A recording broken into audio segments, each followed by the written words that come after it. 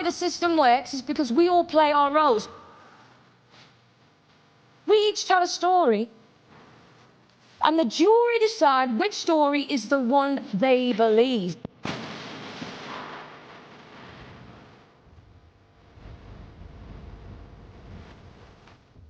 It's not emotional for me, it's the game. It's the game of law. And as with any game, there are winners and there are those who come in second. But the question is it just? Hello and welcome to another episode of the Forever Fangirls podcast.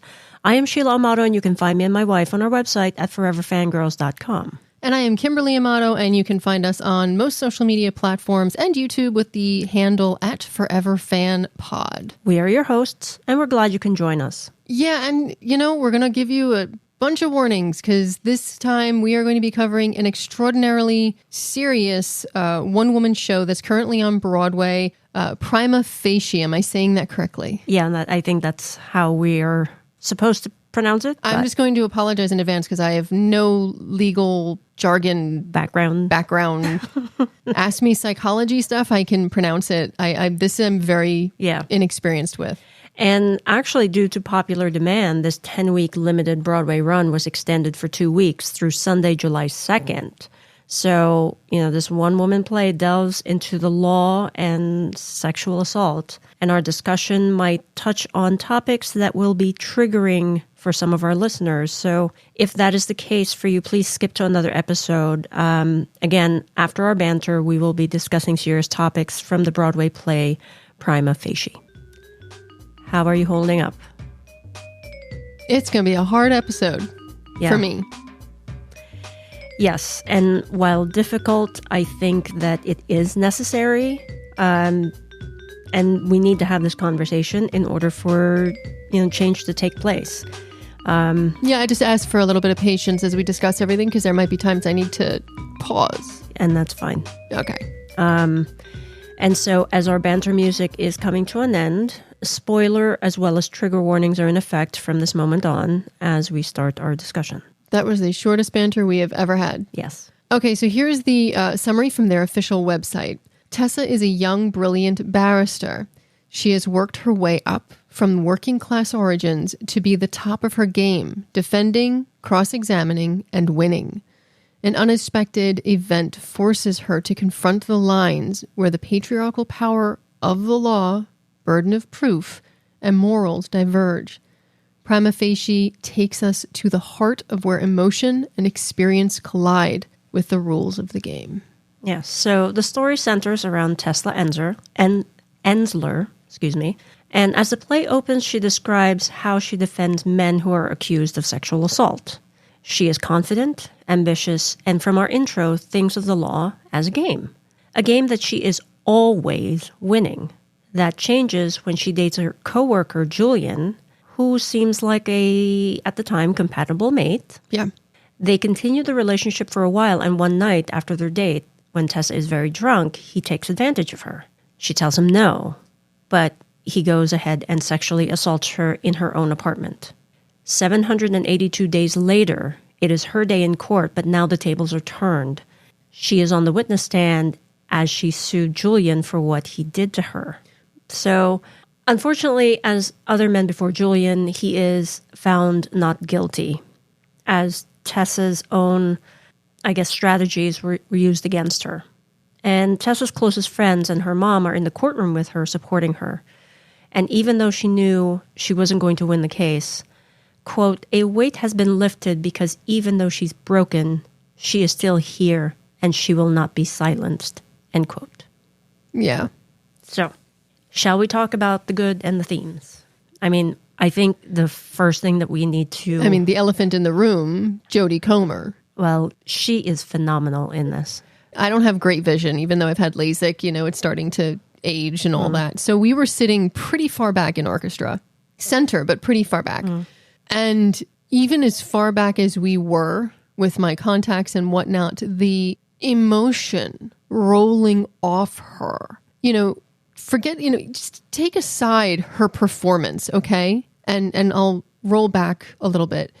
The fact that she moves every piece of furniture around the stage. She's like the Energizer bunny on stage, constantly going. For 100 minutes. While she's doing that, she's giving you background and information you need to go forward. And her emotion is just oozing off of the stage, and it rolls over you like waves of an ocean. And sometimes it almost drowns you in this powerful, like tear-jerking, heartbreaking monologues, I guess. But just her words just overwhelm you. And then all of a sudden, it's like she's your life preserver lifting you so that you can breathe. Yeah. It's just, she is, I'm very torn because I think she is the shoo-in for the Tony, in my opinion. But in the same token, I then go to Jessica Chastain, who also brought a very powerful performance as In well. a doll's house. Yeah. I think these two women are stellar in their field, and it's a shame that both can't win. But since we're talking about Prima Facie, I can't imagine another actress in this role at all. I can't. Yeah. And I bought the script, right? They're selling merchandise at Broadway. Mm-hmm. And I went a little hog wild with it. And, just reading the play and seeing the stage commentary, right? The directions, you mean? The directions, yes, thank you.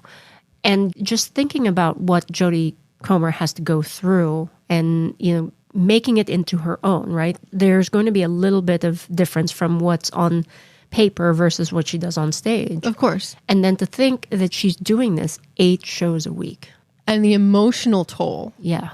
I mean, again, there's a sequence where she's eating, based on images I've seen on Twitter, I believe they're salt and vinegar chips. And she takes like a bite or two and then throws the bag. And people have laughed. They're like, I got hit by chips by Jodie Comer. It's a badge of honor. It is a badge of honor, I guess, for them. But it also is a way for them to, you know how when you're in a very emotional situation, you kind of you hold on to humor to get through things. And it's a very natural thing. So seeing that is amusing. But there's just, I can't even fathom, because based on the trailers and when it's close up, again, we were for really far back, people say she cries at key points. And I'm like, I can't imagine having to get into that then, especially on days where you have to do it twice. Yeah. Which I believe is Saturday and Wednesday. Yeah. That's the Broadway schedule. So you have a matinee, and then, yes, there might be like an hour or two in between, but then you have to do it again. Maybe there's more than an hour or two, depending. Like about 3 hours. Yeah, because it's not a musical, it's a play, so it's 100 minutes. Yeah. But it's just a lot. And then she is very gracious with her time after the play. Yeah. To me, it's very short, but she does take time to really sign, the playbills.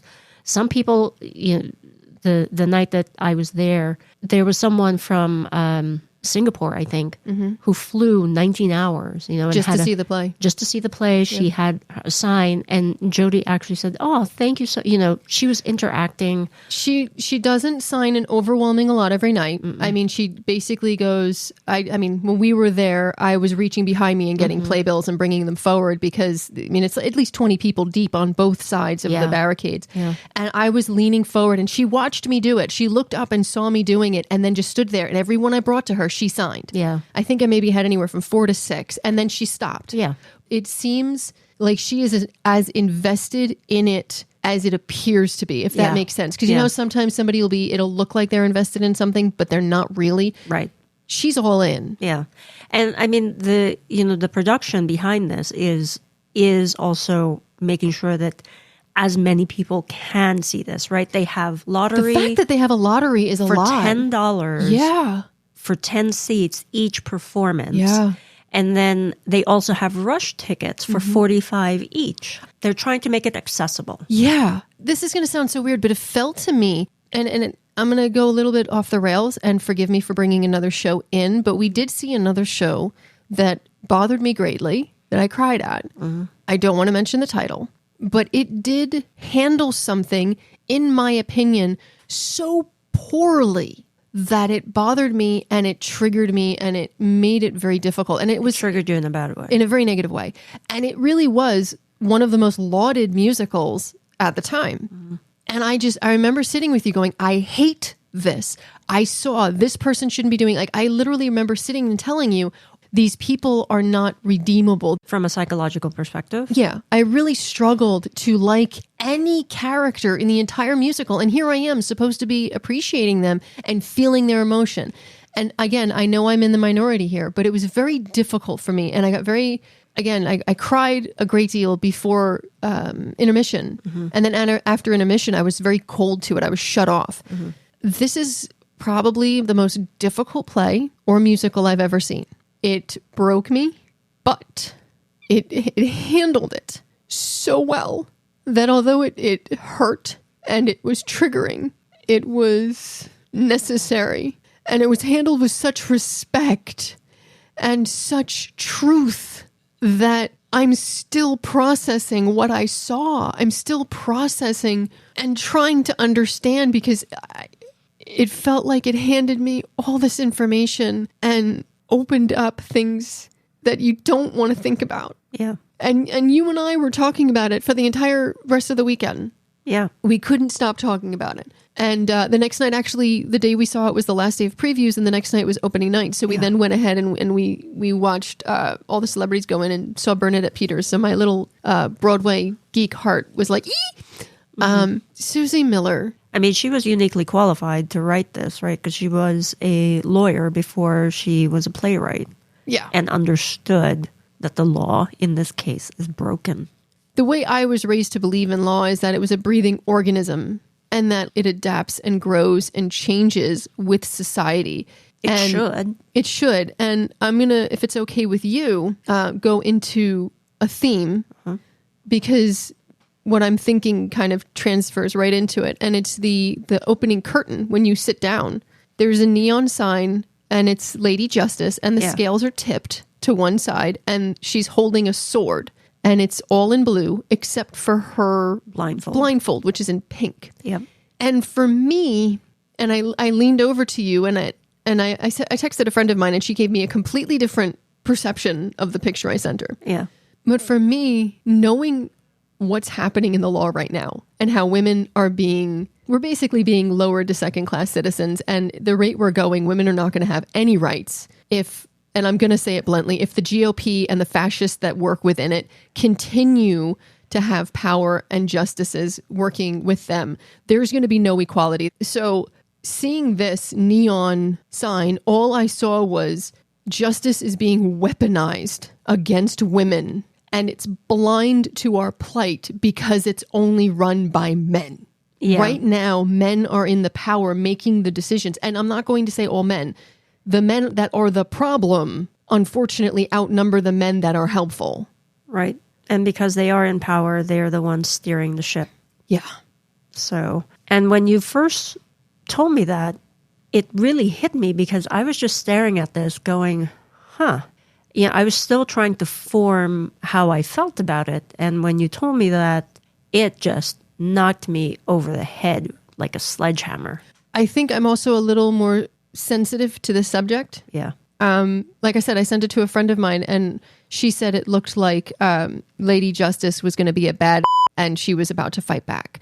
And I could totally see that too. I could see how it's both sides. But this is just where the little details are so good. Yeah. Because just because Lady Justice right now might be a victim doesn't mean she can't fight back, because our voices can be heard. Our voices can rise up like a sword and smite down the evils. Yeah. There is a mosaic of a lot of women. Prima faces. Of prima facies. It's not just women. Oh, I didn't realize There's that. There's men in there too. And I also don't want to be gender specific. There are tons of folks in there that represent the gamut of those who have been assaulted. Yeah. And it's just, when you think about it, it's just very mind-boggling. It shouldn't be. We're going to have a link in our show notes page where they're going to have, we can go to the official plays website, and they actually give you the details of like 1 in 3 and how many have happened and how often it happens. Yeah. The numbers are ridiculously mind-boggling. Yeah.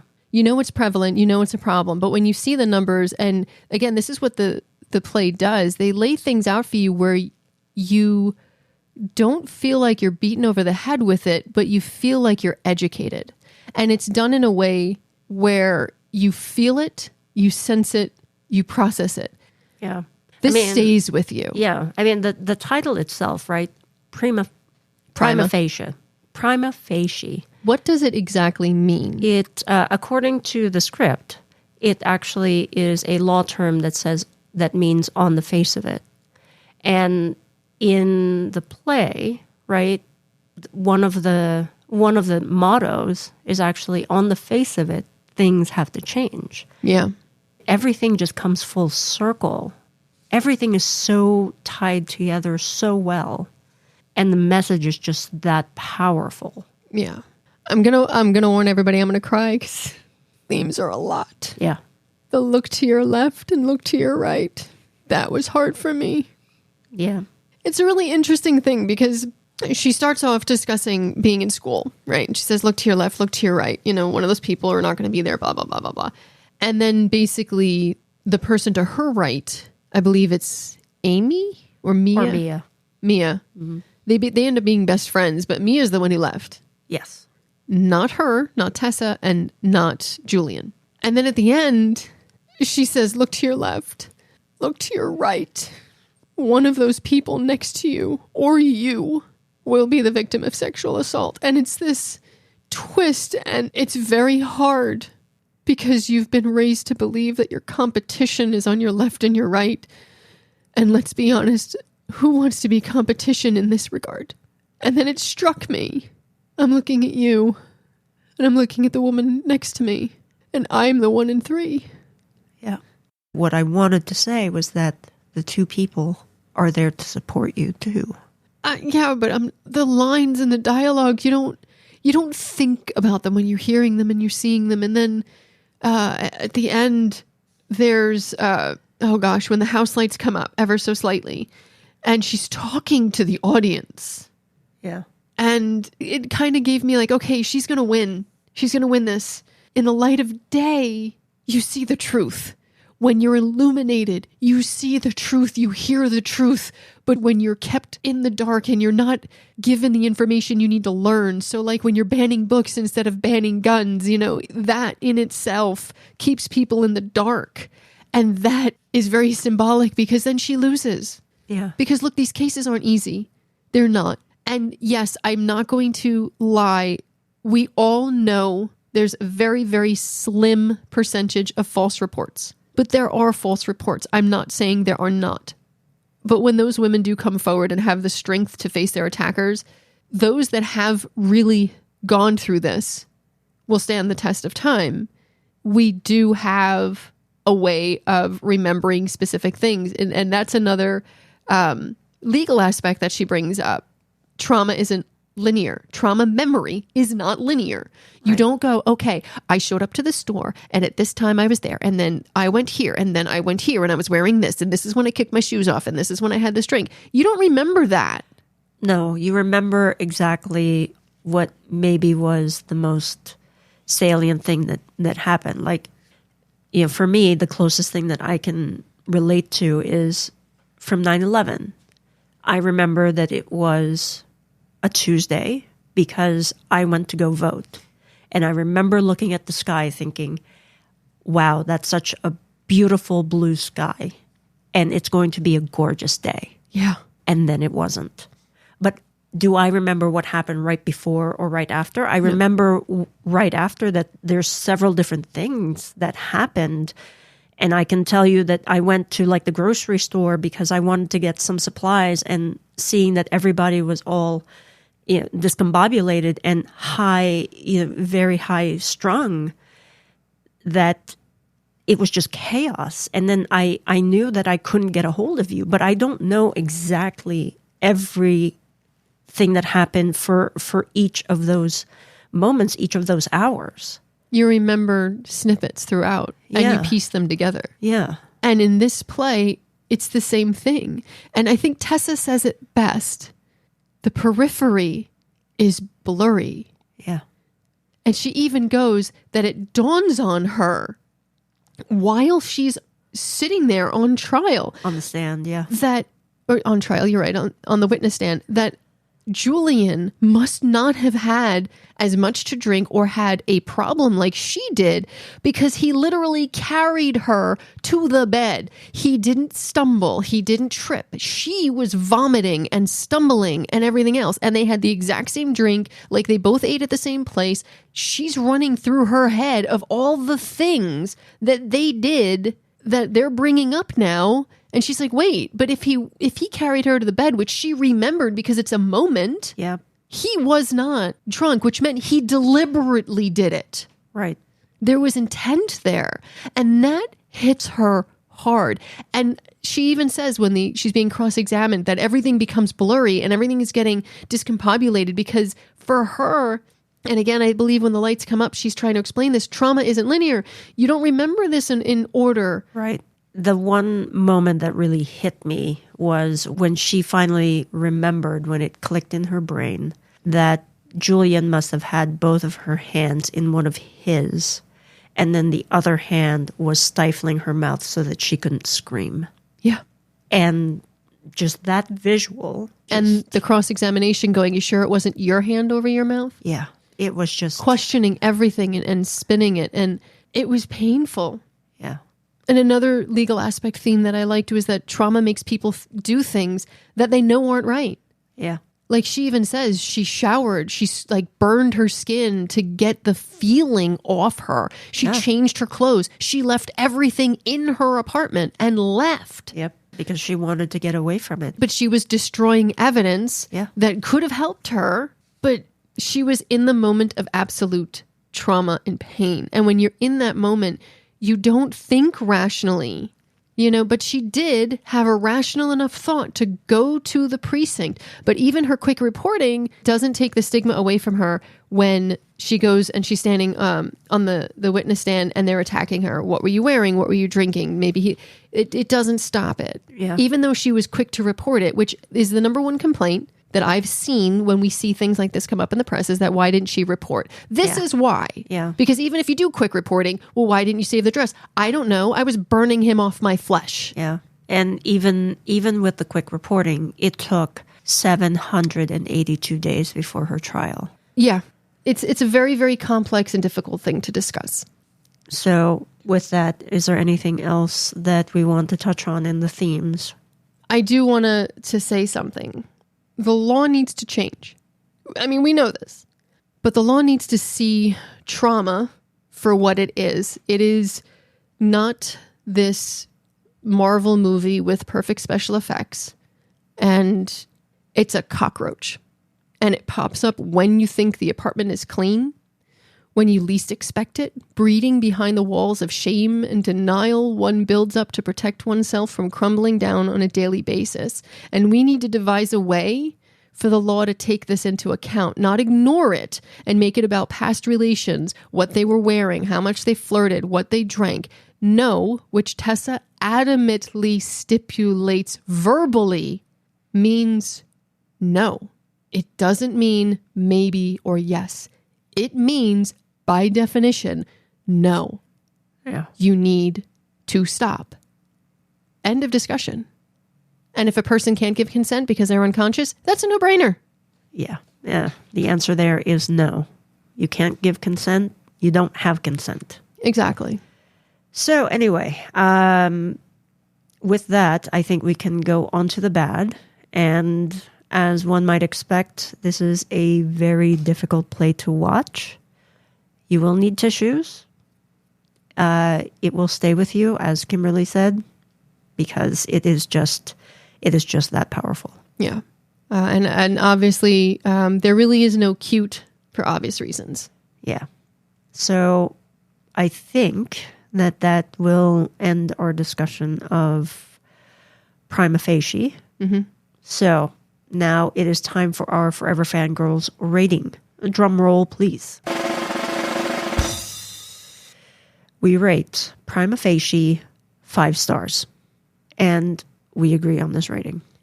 I wish I could say something profound here, but I can't.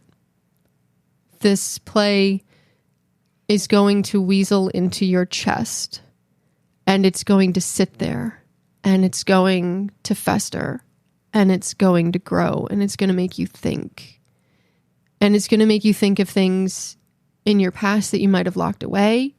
It's going to make you think of things of the future and how you could change it. You could work towards changing it. It's going to make you see how powerful words are and how you can't just throw them about. The show literally lays out for you everything that is wrong with the law in regards to sexual assault. But if this play does one thing, may it shine a little light so that people know they're not alone. Yes, and I hope that this play is actually the catalyst that will help bring about change. Because it's these types of plays that do shine a light on it and help show you a different way of looking at things. And that is very important. That's why the arts are important. And so with that, if you are able to see the show in New York, we really highly recommend it because, with everything that we've said here, it's a very powerful play. And so we already mentioned that there are $10 lottery seats for every performance and rush tickets that are available for $45. So the producers of this play really want this to be very accessible to people. So with that, if you know someone who has been sexually assaulted, there are resources available if you need support. And we will link those resources on our show notes page. Yeah, I'm actually going to link the play's website. They have a very extensive list, so I'm going to link directly to that. And that is going to be our show. I know this was hard for me to get through. The play was very hard for me, but I think this was an important one to cover. So thank you so much for joining us and for hearing our voices. And if you have seen Prima Facie, we would love to hear from you and what you thought of the play. And as always, if you want to leave us a message, you can reach out on any of our socials at Forever Fan Pod. And if you're listening to this on your smartphone, please subscribe, like, review, all of those fun things, because really and truly it helps us keep going with the podcast. And until next time, stay safe, be kind, and remember, 1 in 3 women will be sexually assaulted. Look to your left. Look to your right. You might know someone or be the survivor yourself. Just know that you're not alone. We see you, we hear you, and we support you.